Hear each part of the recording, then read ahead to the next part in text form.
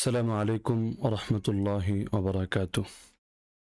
الحمد لله وحده وكفى وسلام على عباده الذين اصطفى أما بعد فأعوذ بالله من الشيطان الرجيم بسم الله الرحمن الرحيم قل إن كنتم تحبون الله فاتبعوني يحببكم الله ويغفر لكم ذنوبكم وقال النبي صلى الله تعالى عليه وسلم من مات وهو يعلم أنه لا إله إلا الله دخل الجنة آمنت بالله صدق الله العلي العظيم وبلغنا رسوله النبي الكريم. প্রিয় দর্শকবৃন্দ, আজ আমরা লাইভে আলোচনা করব ইনশাআল্লাহ আকীদার দর্পণে শেখ আব্দুর রাজ্জাক বিন ইউসুফ এবং শেখ মুজাফফর বিন মুহসিন সম্পর্কে। যেহেতু আমাদের এই শায়েখবৃন্দ নিজেদেরকে সর্বদা সহিহ আকীদার অনুসারী বলে দাবি করেন এবং সহিহ আকীদার প্রচারক বলে দাবি করেন, সুতরাং আমরা নিরপেক্ষভাবে আকীদার মাপকাঠিতে তাদেরকে মাপবো ইনশাআল্লাহ। কারণ ইসলামে কারো অন্ধ আনুগত্যের স্থান নেই এই যুগের কোনো মানুষের ক্ষেত্রে। তো সুতরাং আমরা তাদের দাবিকে বাস্তবতার আলোকে মাপবো, যাতে করে হক স্পষ্ট হয় এবং সত্যান্বেষীরা সত্য পথের দিশা পায়। আল্লাহ তাআলা আমাদেরকে তৌফিক দান করুন।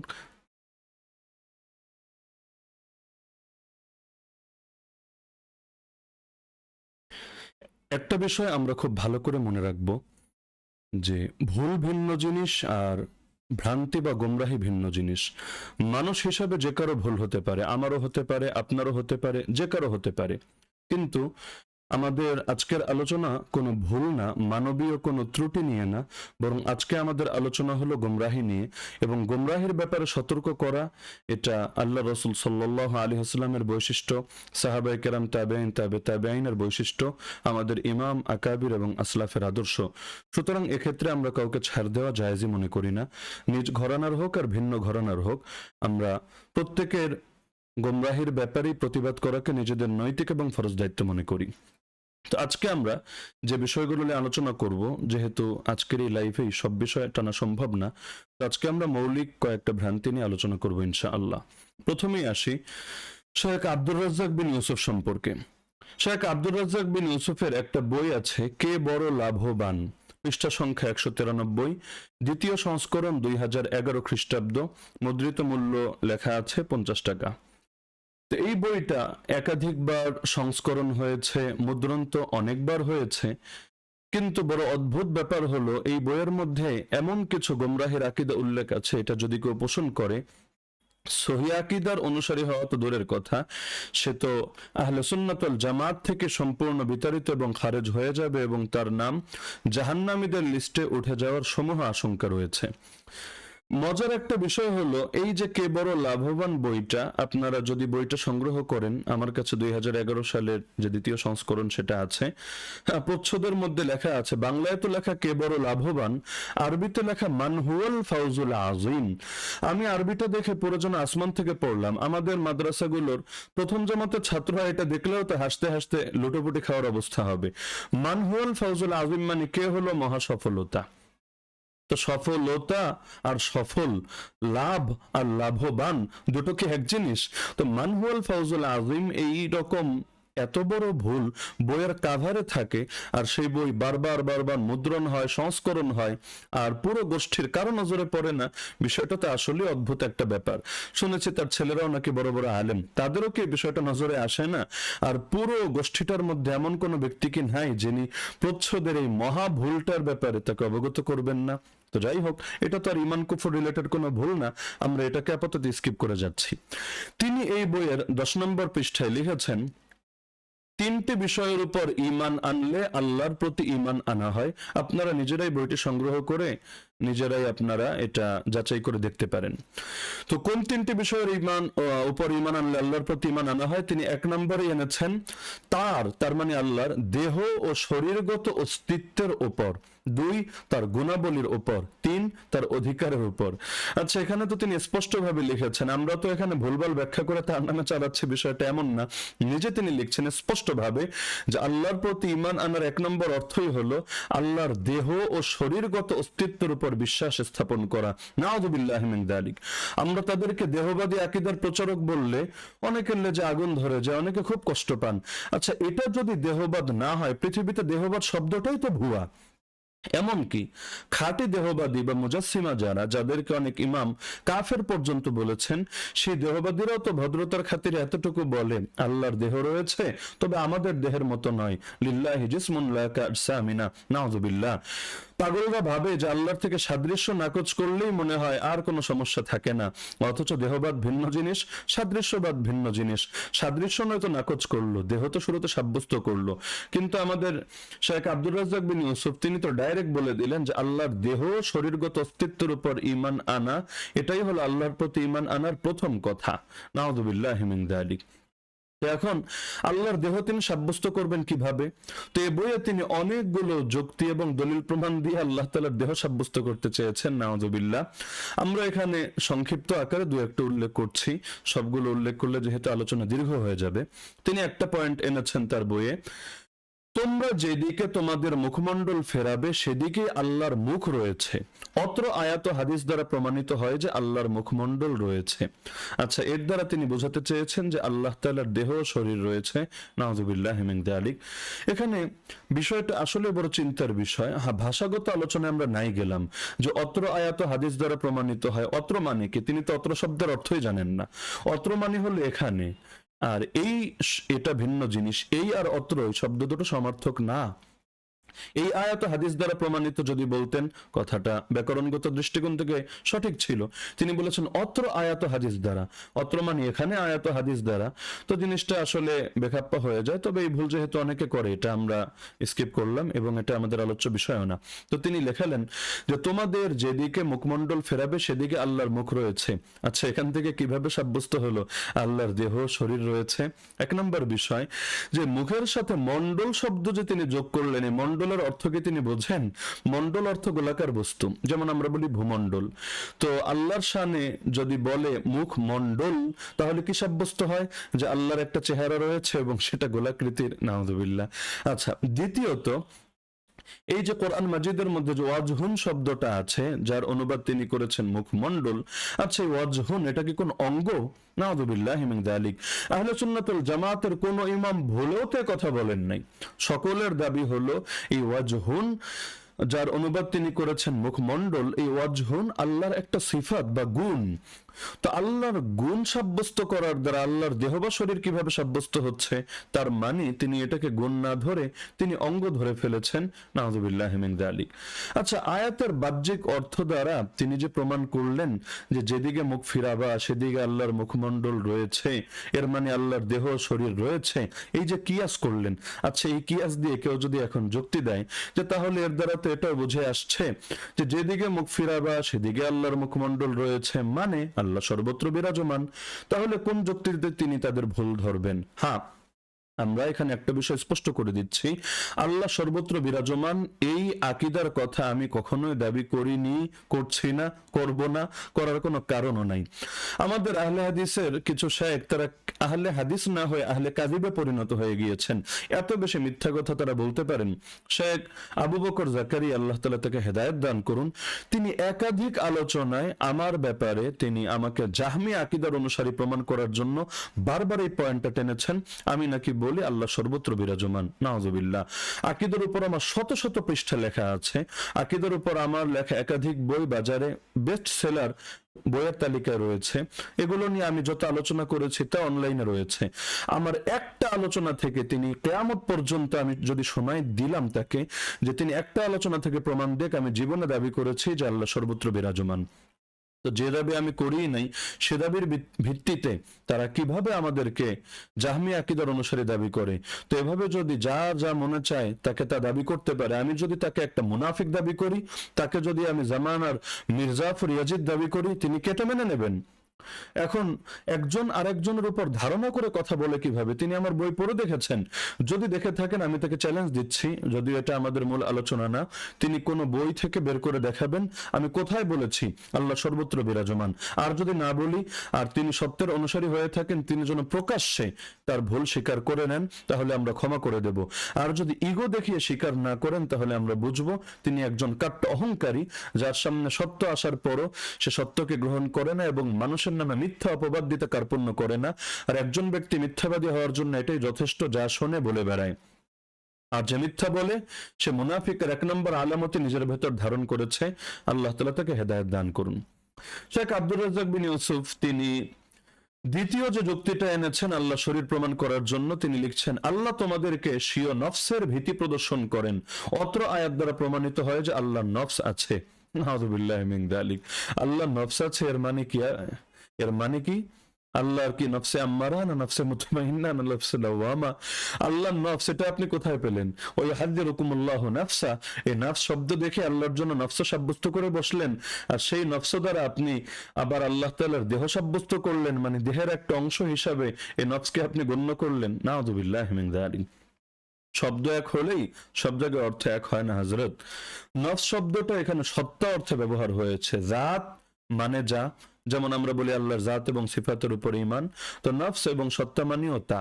আরবিতে এক শব্দ আরেক শব্দের স্থলে ব্যবহৃত হয়, এবং এখানে নফস মানে যে জাত, এখানে নফস মানে আল্লাহ তাআলার নফস নামক আলাদা কোনো গুণ না, যে গুণকে কেউ সাব্যস্ত করেন নাই, বরং নফস মানে হলো আল্লাহর সত্তা, আল্লাহর জাত। এটা তো শাইখুল ইসলাম ইমাম ইবনে তাইমিয়া রাহিমাহুল্লাহ লিখে গিয়েছেন। আমরা আমাদের ইসলামী আকীদা বইয়ের মধ্যে তার হুবহু ভাষ্য উল্লেখ করেছি। এছাড়া আরো বহু ইমাম তাদের কথার মধ্যে বিষয়টা স্পষ্ট করে গিয়েছেন। তাহলে এটার অর্থটা কি? আপনি আল্লাহর নফস সাব্যস্ত করলেন, এরপর সেই নফসকে দেহের অংশ সাব্যস্ত করলেন, এর ভিত্তিতে আল্লাহর উপর ঈমান আনা মানে আল্লাহর দেহের উপর ঈমান আনা, দেহ দৈহিক এবং শরীরগত অস্তিত্বের উপর ঈমান আনা, এটা দাবি করলেন। ইয়া আসাফা ইয়া হাসরাতা। তৃতীয়ত আপনি লিখলেন আল্লাহ হাসেন, হাসার মতো অঙ্গ প্রত্যঙ্গ তার রয়েছে যা হাসার উপযোগী। নাউযুবিল্লাহি মিন যালিক। আল্লাহ হাসেন, হ্যাঁ মানলাম আপনার কথা। আল্লাহর হাসার মতো অঙ্গ প্রত্যঙ্গ রয়েছে, এটা আপনি কোথায় পেলেন? আরে ভাই এটাকে কিয়াস বলে না? আচ্ছা ভাই নাই বললাম, আরে শায়েখ এটাকে কিয়াস বলে না? আপনারা তো ফিকহের ক্ষেত্রেই কিয়াস মানতে চান না, এখন আকীদাই কিয়াসের অনুসারী হয়ে গেলেন। সারা জীবন ইলমুল কালামের বিরোধিতা করে নিজেরাই কালামের পথে চলতে শুরু করলেন। এগুলো কালাম না তো কালাম বলে কাকে? আল্লাহর শানে অঙ্গ প্রত্যঙ্গ শব্দ আহলে সুন্নাত ওয়াল জামাতের কেউ ভুলে কখনো ব্যবহার করেছেন? একমাত্র দেহবাদী ছাড়া কবে কে আল্লাহর শানে অঙ্গ প্রত্যঙ্গ শব্দ ব্যবহার করেছেন? শেখ আবু বকর জাকারিয়া সকল অনুসারীকে, তিনি মুরব্বী মানুষ বাদী দিলাম, সকল অনুসারীকে আমি চ্যালেঞ্জ দিলাম যে আল্লাহর শানে দেহ, শরীর বা অঙ্গ প্রত্যঙ্গ শব্দ ব্যবহার করা যাবে, এটার পক্ষে দুর্বলতম প্রমাণ পারলে আপনারা আমাদেরকে এনে দেখাবেন। আর যদি না দেখাতে পারেন, আপনারা যে দেহবাদী বা নিজেদের অজান্তে অবচেতনে অসতর্কভাবে দেহবাদ দ্বারা প্রভাবিত, এটা স্পষ্টভাবে মেনে নেবেন। আমাদের আকীদা নিয়ে আঙ্গুল তোলার আগে আগে নিজেদের আকীদা সহি করেন। এগুলো কি শেখাচ্ছেন মানুষকে সহি আকীদার নামে? আবার অঙ্গ বললেন প্রত্যঙ্গ পর্যন্ত বলে ফেললেন। প্রত্যঙ্গ মানে কি? প্রত্যঙ্গ মানে তো অঙ্গেরও অঙ্গ, মানে উপাঙ্গ যেটা। যেমন পা হলো অঙ্গ, তাহলে পায়ের আঙ্গুল হবে প্রত্যঙ্গ। তো দেহে অঙ্গ প্রত্যঙ্গ এগুলো সব তো মাখলুক, এগুলো একসময় ছিল না, এগুলো আল্লাহ তাআলার সৃষ্টি। আল্লাহ তো তখন থেকে, আল্লাহ তাআলার অস্তিত্বের কোনো সূচনা নেই। আল্লাহ তখন থেকে যখন কোনো কিছুই ছিল না, সহিহ বুখারীর হাদিসের মধ্যে আছে। তো আল্লাহর জন্য যে অঙ্গ সাব্যস্ত করছেন, দেহ সাব্যস্ত করছেন, নাউযুবিল্লাহ, এমনকি আঙ্গুল, অঞ্জলি, ডান ও বাম মুষ্টি, পায়ের গোছাই সব শব্দ আল্লাহর জন্য সাব্যস্ত করে শেষে আবার এগুলোর দ্বারা আপনি প্রমাণ দিতে চেয়েছেন যে আল্লাহর দেহ এবং শরীরগত অস্তিত্ব রয়েছে। নাউযুবিল্লাহি মিন যালিক। এই আকীদা তো ইহুদিদের আকীদা, এই আকীদা তো বনী ইসরাঈলের আকীদা।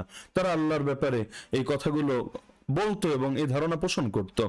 যেমন তারা নবী মুসা আলাইহিস সালামকে বলেছিল, লা নুমিনা লাকা হাত্তা নারাল্লাহ জাহরা, তোমার কথায় কিছুতেই ঈমান আনবো না যতক্ষণ না আমরা আল্লাহকে প্রকাশ্যে দেখতে পাই। যার কারণে সামিরি যখন সে বাছুরের আকৃতি তৈরি করে এটাকে আল্লাহর দেহ বা আল্লাহর আকার বলে সাব্যস্ত করে দিল, তারা ঠিকই মূর্তি পূজারিতে পরিণত হলো, গরু পূজারিতে পরিণত হলো। নাউযুবিল্লাহি মিন যালিক।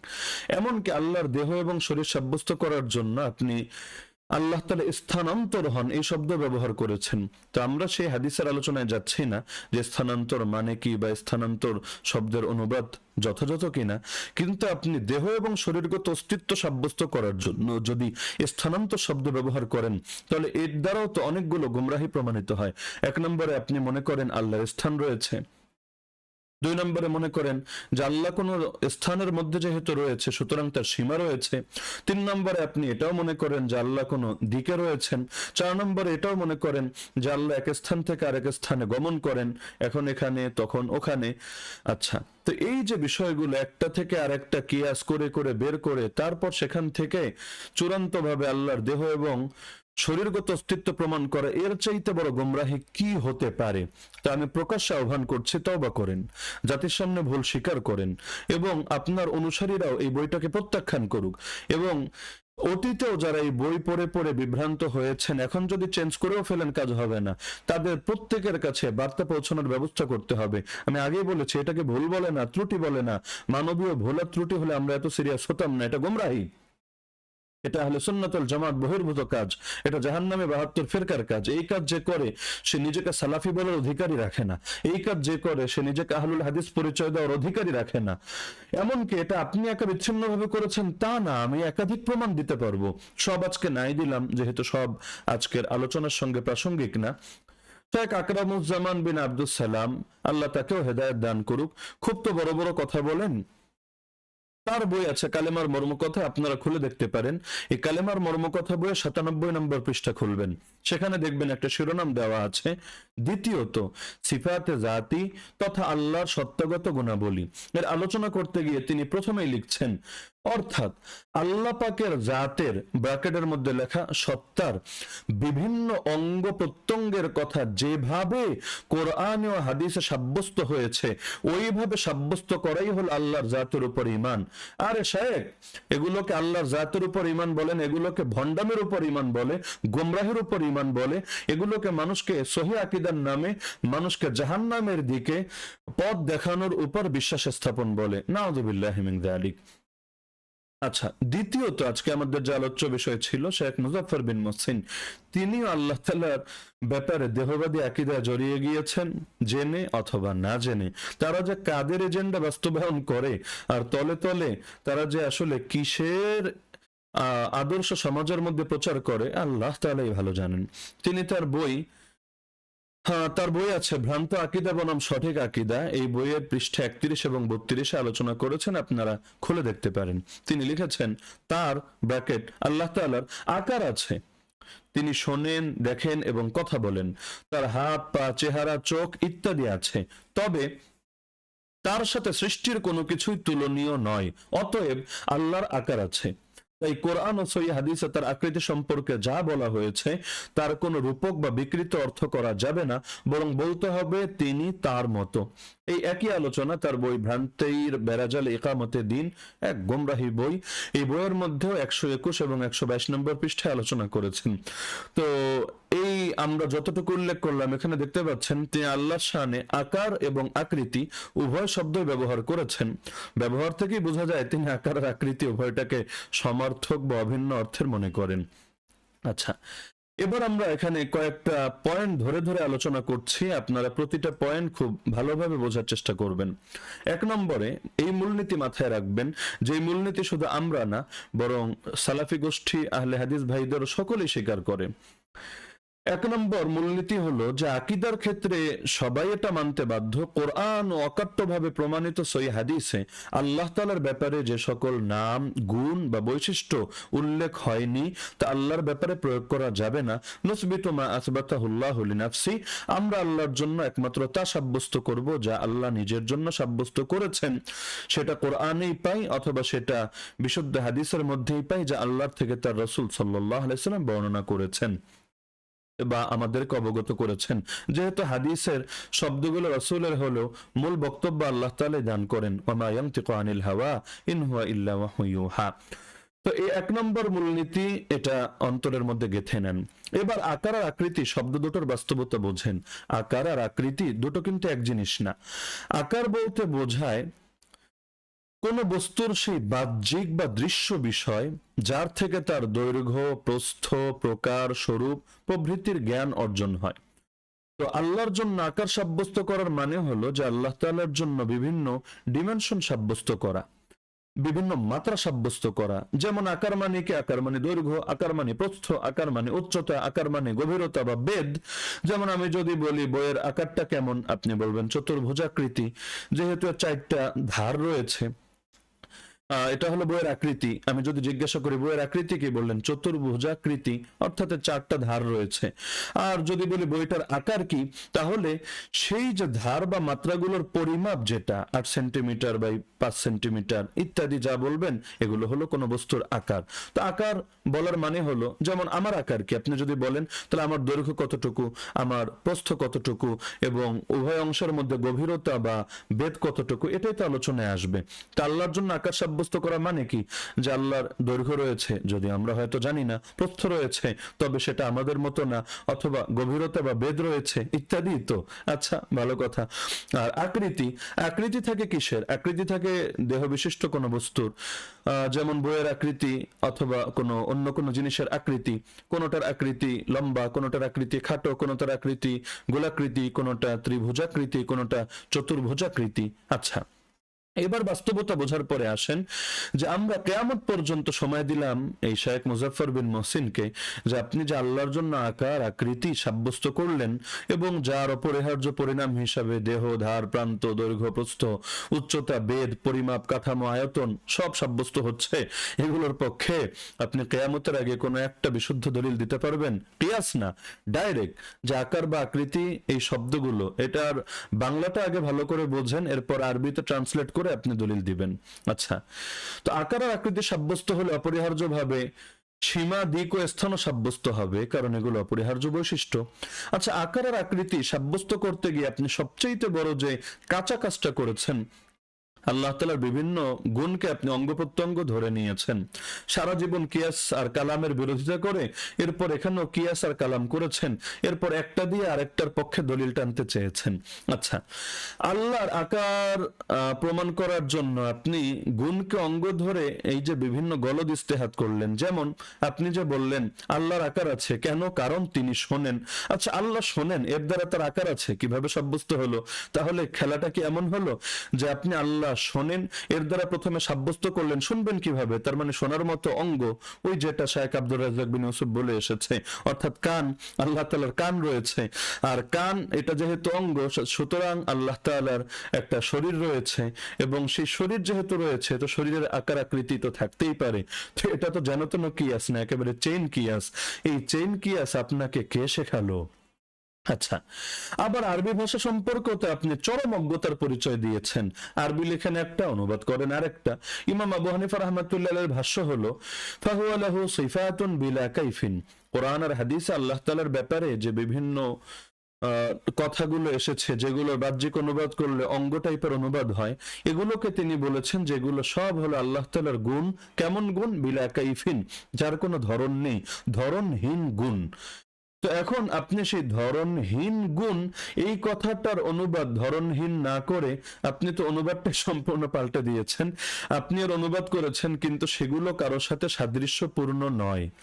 ধরনহীন বিলাকাইফিন এর অনুবাদ করেছেন যে এগুলো সব আল্লাহর গুণ, তবে কারোর সাথে সাদৃশ্যপূর্ণ নয়। এই অনুবাদ আপনাকে কে শেখালো? বলবেন অমুক কিতাবে ব্যাখ্যার মধ্যে বলা আছে। আরে রাখেন ব্যাখ্যা, ব্যাখ্যা টেনে ব্যাখ্যার অনুবাদ করেন, রেফারেন্স টানবেন আবু হানিফার, এবং যেখানে শব্দের স্পষ্ট অনুবাদ হলো ধরনহীন, কিন্তু লিখবেন আরবি একটা আর বাংলায় অনুবাদ করবেন আরেকটা, এটা তো বড় ফাজলামির এক বিষয়। আরে তহাওই আকীদা, তহাওয়ের মধ্যে তো স্পষ্ট আছে। এই কিতাব তো অন্তত মানেন নাকি? না, এটাও মানেন না।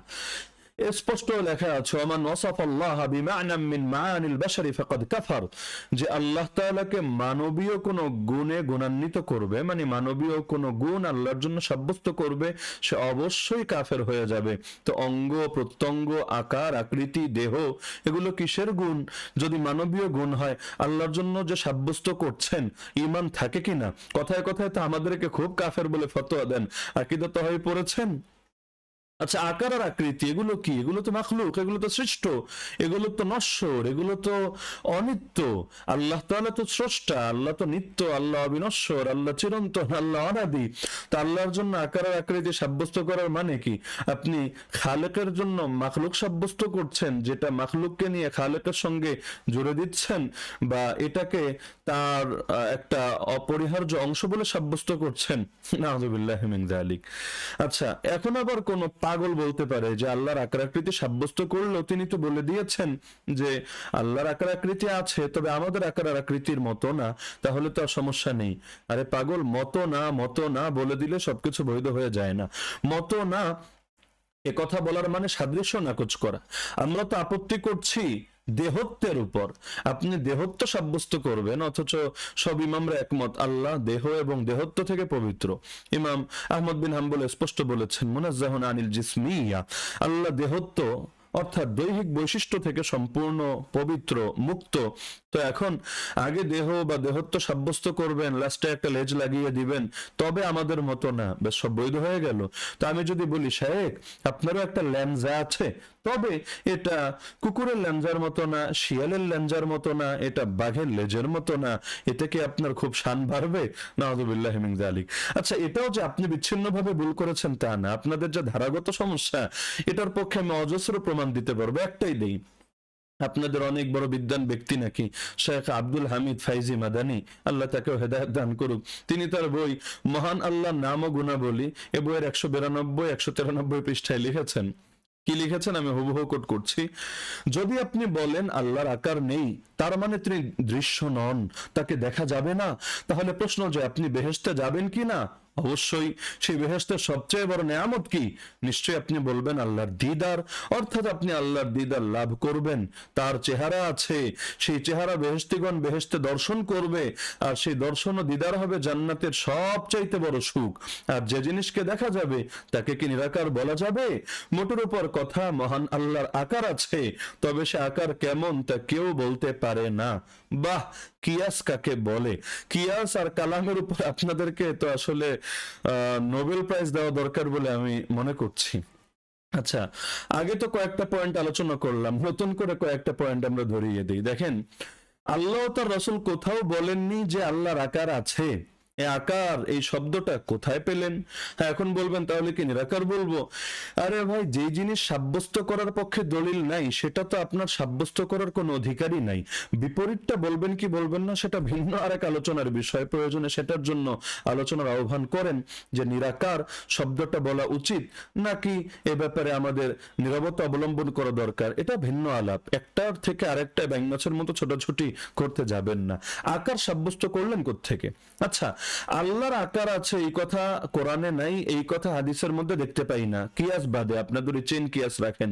কিন্তু আল্লাহ যে দৃশ্য, আল্লাহকে যে মোমেনরা দেখবে, এটা তো আল্লাহ এবং তার রাসূল আমাদেরকে জানিয়েছেন নাকি? এটা তো আমাদের আবিষ্কার না, এটা কোনো ইমামে মুস্তাহিদের কিয়াস না, আল্লাহ এবং তার রাসূলই জানিয়েছেন। আচ্ছা, এখন আপনি যদি মনে করেন বা বলেন যে দৃশ্য হওয়ার, আকার থাকা একটা আরেকটার জন্য অপরিহার্য বিষয় বা অঙ্গাঙ্গিভাবে জড়িত, মানে একটা সাব্যস্ত করলে অপরটাও অত সাব্যস্ত হবে বা করা লাগবে, তাহলে কথা হলো এই বেদাতি মূলনীতিকে আল্লাহ এবং তার রাসূল জানতেন না? যদি জানতেন, তারা তো এটা বলেন নাই। তা আকীদার ব্যাপারে কি নিজের ধারণা চলে? আহলে সুন্নাতুল জামাতের যে কিতাবগুলো আমরা পড়ি, আল ফিকহুল আকবর, যদি আবু হানিফারে আপনারা গুনতেই চান না, কিন্তু আপনারা বলেন যে না, আল ফিকহুল আকবর সহিহ আকীদার কিতাব, ভালো কথা। আবার আমাদেরকে ব্লেম দেন যে আমরা নাকি আল ফিকহুল আকবর এটা মানি না, বা আমরা আকীদার ক্ষেত্রে ইমাম আবু হানিফার অনুসরণ করি না। আমাদের ভারতের এক বাংলা পড়া ভাইও দেখে কয়েকদিন আগে দাবি করলো যে আমরা ইমাম আবু হানিফাকে আকীদার ক্ষেত্রে তাকলিদ করা নাকি জায়েজই মনে করি না। বাহ, অপবাদ কাকে বলে! একজন আরেকজনের থেকে কপি পেস্ট করে চলতে চলতে কি বলে না বলে বোঝেই না, কি জানে না তাও জানে না, কি বোঝে না তাও বোঝে না। আরে আমরা ইমাম আবু হানিফার অনুসরণ করি, অনুসরণ তো আগে আকীদায়, পরে না ফিকে। ফিক তো শাখা, আকীদা তো মূল বা শিকড়। শিকড় বাদ দিয়ে ডালপালা অনুসরণ করে কিভাবে?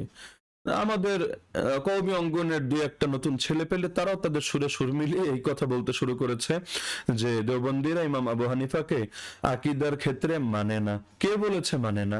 ওই উল্টাপাল্টা নিজেরা ধারণা করে একটা কথা চালিয়ে দিলে বা ইমাম আবু হানিফার কোনো কথার অপব্যাখ্যা করে এর ভিত্তিতে এটাকে দলিল বানালে তাহলে তো এটা হাস্যকর বিষয় ছাড়া কিছু হবে না।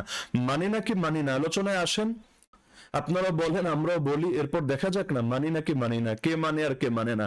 আপনাদের মুখে আবু হানিফার কথা মানায় না, সারা জীবন গালি দিলেন, কখনো মুরজিয়াতুল ফুকাহা বলে, কখনো হাদিস জানে না বলে, কখনো এই সেই কত ভাবে গালিগালাজ, আর এখন এসে খুব আবু হানিফার প্রেমিক সেজে বসেছে। আপনাদের মুখে আবু হানিফার কথা মানায় না। তো তারপরও যে প্রসঙ্গে কথা টানলাম যে এত এত সালাফের আকীদার কিতাব কোথাও দেখেছেন আকার শব্দ আল্লাহর জন্য সাব্যস্ত করেছে?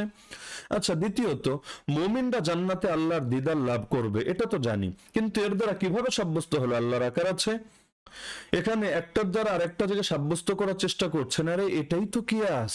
তারপর দ্বিতীয় বিষয় হলো দুনিয়াতে আমরা কোনো কিছু দেখার জন্য সেটার আকার থাকা লাগে, আকৃতি থাকা লাগে, এটা দুনিয়ার রীতি, না হলে আমরা দেখি না। আল্লাহ আমাদের চোখকে এমন বানান নাই দুনিয়াতে যে আমরা নিরাকার এখানে দেখতে পারবো। তো দুনিয়ার উপরে আপনি কি জান্নাতকে কিয়াস করে দিচ্ছেন? জান্নাতের কল্পনাও তো কোনো অন্তরে আসবে না, ওয়ালা খাতারা আলা কলবি বাশার।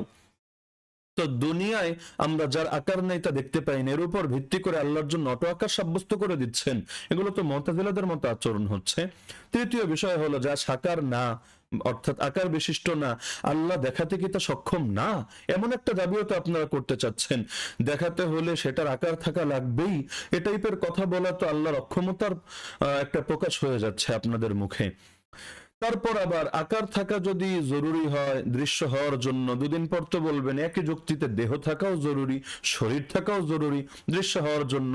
যেমনটা শেখ আব্দুর রাজ্জাক বিন ইউসুফে বলে এসেছে, বা আপনাদের অনেকে বলে, তক্ষরবাদী মস্তিষ্কের এরকম দেহবাদী ইস্তেহাদ আর কিয়াস গুলো আল্লাহর হস্তে ছাড়েন, এগুলো বাদ দেন। আল্লাহকে আমরা দেখবো, ব্যাস কথা এতটুকুই।